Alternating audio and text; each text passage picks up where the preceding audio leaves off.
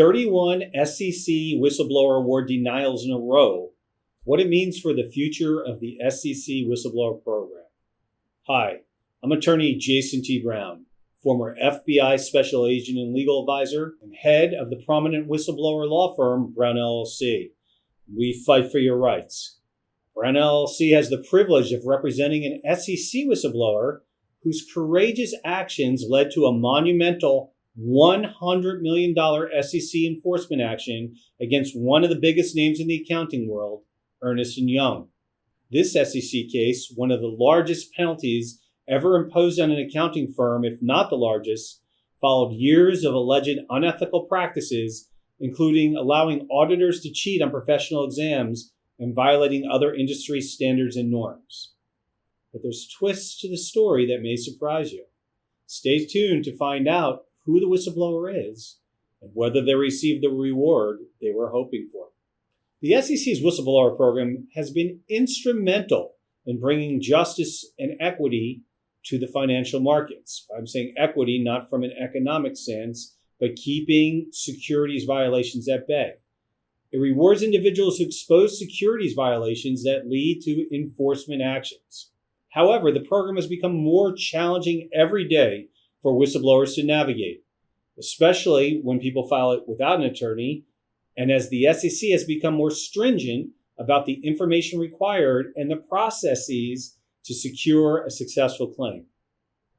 Each year, the SEC receives thousands of whistleblower tips, over 18,000 in fiscal year 2023 alone, but only a small fraction of these lead to enforcement actions, and even a smaller amount result in awards. To be eligible, the tip must be voluntarily submitted, contain original information that leads to successful enforcement action, and meet strict procedural requirements. Sometimes, like filing the TCR, Tips Complaints Report, in the right way, within the right window. Even then, the SEC may settle the matter because of your information, and they may not tell you. That's right, they may hide the ball from the helper. That's not very nice, especially if you're trying to encourage other whistleblowers to come forward. So you on your own may have to find out about the Notice of Covered Action, also known as a NOCA, and you have to file a timely claim after the award and action is made public, even if they don't contact you, by checking their site regularly. Missing that step alone has led to countless denials. The volume of incoming claims and the complexity of the criteria mean that good information isn't always enough. It ain't enough, like Corey Hart used to say. You have to present it the right way, at the right time, and through the right channels, which underscores why now, more than ever, is critical to have quality SEC counsel in your corner before you file, or else your information may go right into the trash. Let's look at this staggering numbers and put them in perspective. In 2023, it was a record-breaking year for the SEC Whistleblower Program. The agency paid out nearly $600 million in awards to just 68 individuals. Those are some big paydays for doing the right thing, including an unprecedented $279 million award to a single whistleblower. So there's big bucks for the right intel filed the right way. But those SEC whistleblower rewards are hard to come by, as just 68 awards came from a pool of over 18,000 tips submitted that year. That's less than 0.4% of submissions. Fewer than 4 out of every 1,000 actually led to a payout.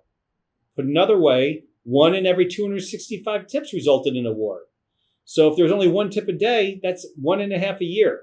But now there's been 31 denials in a row by the SEC. 31 enforcement actions, and each time the SEC refused to credit the whistleblower. Imagine flipping a coin 31 times in a row. What are the odds it will land on heads every single time? The odds of that happening are 1 in 2.1 billion. It's also the subject of the play Rosencrantz and Guildenstern Are Dead. Think about how rare that is. The odds of being struck by lightning are about 1 in 1.2 million. Attacked by a shark, not a lawyer, but a regular shark, 1 in 11.5 million. Making a hole-in-one in golf, that's about 1 in 12,500. And you're looking at someone who hit one. Just for fun, the odds of finding your soulmate, some say are 1 in 30,000. It's too early to tell how much your soulmate odds will increase at a Coldplay concert, but time will tell. Statistics can be misleading, though. For example, not only did I hit a hole-in-one last year at golf, I hit a hole-in-one 50% of the time I played. I must be a great golfer, right? Well, there's something missing from that data set. Was I talking about miniature golf? Nope. Still sticking with that great golfer theory? Thanks. Not so fast, though. I only golfed twice last year. So technically, yes, 50% of the time I hit a hole-in-one, but what does that really mean? The point is, even though there have been 31 whistleblowers denials in a row, and even assuming a 50-50 chance of approval, the odds of 31 straight denials still work out to something like 1 in 2 billion. Maybe some of those applicants deserve to be denied, but all of them? And if you're watching this thinking, could this happen to me? You're asking the right question. And let me tell you something else. A-Rod from the New York Yankees went 0 for 29 with runners in scoring position during the important games. And A-Rod came back in the 2009 season, postseason, and batted something like 365. So there's always the way to turn it around if you have the right people in your camp. So what does it mean to you if you're thinking about filing an SEC whistleblower claim? It means the margin for error is razor thin. Because like that coin flip, the odds of satisfying the SEC's evolving and increasingly strict requirements for award are becoming harder and harder to meet.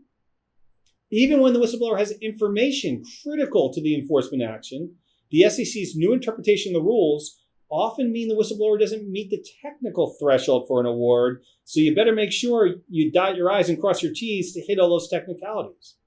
So don't give up. Here's the deeper takeaway. In this environment, with pronounced scrutiny, it's more important than ever to work with a law firm that knows how to structure an SEC submission the right way from the start. Not every tip is treated equally. If it's poorly drafted, lacks legal framing, misses key markers that the SEC expects, it may never be fully considered if considered at all. It may not make it past the initial screen. You may bore the examiner and they give up after a sentence or two. Shouldn't happen that way, but it might. It get filed in the government circular file, also known as the trash, never to be heard from again, like the bulk of the 18,000 did. This isn't just like sending an email to someone and hoping they read it. This is a complex legal process with real money and real values at stake. If your submission doesn't check the right boxes right away, it will go down that memory hole permanently. And that's why experience matters. At Brown LLC, we've been on the front line of some of the largest whistleblower recoveries in the world. We had back-to-back 9-figure recoveries, although past results don't guarantee future success. We know how the system works. We know what the SEC looks for, and we know how to protect your identity while maximizing the chances your information leads to action and an award. This case isn't just about one whistleblower. It reflects the broader challenges that whistleblowers across the country are now facing. While the SEC whistleblower program has been a vital tool for uncovering fraud, the increased complexity and stricter standards have made it feel like trying to win a coin toss 31 times in a row. But at Brown LLC, we'll continue to fight for those who risk everything to expose the truth. We believe that no matter how rare the odds, justice is worth pursuing in the right circumstances.